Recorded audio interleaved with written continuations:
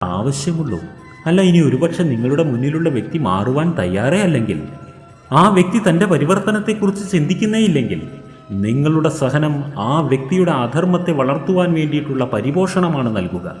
അത്തരത്തിലുള്ള വ്യക്തികളോട് നിങ്ങൾ യാതൊരു കാരണവശാലും സഹനശക്തി ഉപയോഗിക്കരുത്. സഹനശക്തി ദിവ്യമായൊരു കഴിവാണ്. ആ ശക്തി നിങ്ങൾ ഉപയോഗിക്കുന്നത് ധർമ്മത്തെ കാത്തുസൂക്ഷിക്കുവാൻ വേണ്ടി മാത്രമായിരിക്കണം, അല്ലാതെ അധർമ്മികൾക്ക് വളം വെച്ചു കൊടുക്കുവാനായിരിക്കരുത്. സഹിക്കുക എന്നാൽ ജീവിതത്തിൽ നാം നേരിടേണ്ടി വരുന്ന എല്ലാ അക്രമങ്ങളെയും മൗനമായി നേരിടുക എന്നല്ല അർത്ഥം.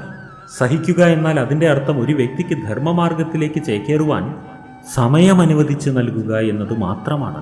അഥവാ ഒരു വ്യക്തിക്ക് അങ്ങനെ ഒരു ഉദ്ദേശമേ ഇല്ലെങ്കിലോ, നിങ്ങളുടെ സഹനമെല്ലാം പാഴായി പോകുന്നതാണ്. നിങ്ങളുടെ സഹനം വാഴ്ത്തപ്പെടുന്നതല്ല. നിങ്ങളുടെ സഹനത്തെ എല്ലാവരും പഴിക്കുകയായിരിക്കും ചെയ്യുക. അതിനാൽ എപ്പോൾ എവിടെ സഹിക്കണം, എവിടെ നിങ്ങൾ